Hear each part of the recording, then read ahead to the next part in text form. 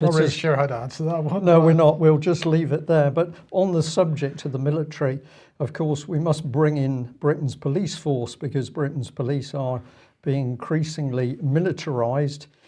We can see this in the uniforms, we can see it in the training, we can see this in the behaviour, and of course we can certainly see it as more and more weapons come online. Now, last night with Ian Crane, we covered aspects of policing in Britain, but I just wanted to put this slide up on screen. This is Sergeant Tangy from Devon and Cornwall Police. He's recently won an award for being the best tweeting policeman. I think that's in the country. He was paid to go over to California in order to talk about the use of social media to carry out policing. So he enjoyed the sunshine and the drinks out there with his American colleagues. But of course, he's a weapons trained officer. And if you have a look at his Twitter page, which I encourage you to do, this man seems to me to be obsessed with weapons and playing what I've described as a RoboCop here. So these are just some of the pictures that he's posted. He's also tweeted about being in cars going to robberies that weren't actually robberies, but doing virtually twice the legal speed limit. And this is how he sees himself, and Devon and Cornwall Police very happy for him to spend his time sending out thousands of tweets.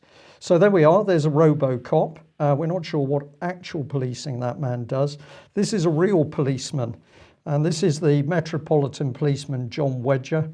And I can tell you that John, who was brave enough to start exposing the cover-up of the abuse of children in London and the deaths of children associated with that abuse in London, has been harassed, bullied, threatened ever since. And of course, he spent a lot of time over the last couple of years on no pay. He's trying to leave the police, but the Met Police are busy blocking his application to leave and retire. But what's been happening over the last couple of weeks is that he's now being regularly stopped, often by armed police in their car. So presumably that would be the style of Sergeant Tangy, the style of course, he's not directly involved. But this is really shocking stuff. A policeman that does his job to help protect children is now threatened and intimidated by Metropolitan Police. And of course, there can only be one explanation for this, and that is that the police themselves have been involved in the abuse of children, and they're now being used by the front-end political establishment to try and silence or warn off John Wedger because of the information he holds. If you're not familiar with the excellent interview that John did, must be over a year ago now. Well over a year. Well over a year. You can go onto the UK column and listen to that audio interview. But what a difference in these policemen. One man taking huge risks on the streets of London to try and protect children. The Devon and Cornwall policeman playing at being RoboCop.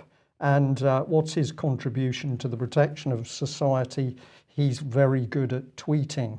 David, this is obscene stuff, and really the police need to be brought to task over this.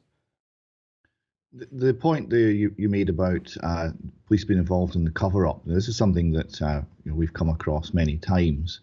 We came across it in the Doherty case, and there's more to be revealed in that front, and hopefully one year we'll be able to do that. We've come across it all across the country, that you have essentially two police forces. You have the police who are doing their job and who are protecting the public, and you have another police. We actually came across the term shadow police, who are operating within the force and who operate against and act against the honest policemen and women, and act to cover up the most heinous wrongdoing. And that's what we're fighting.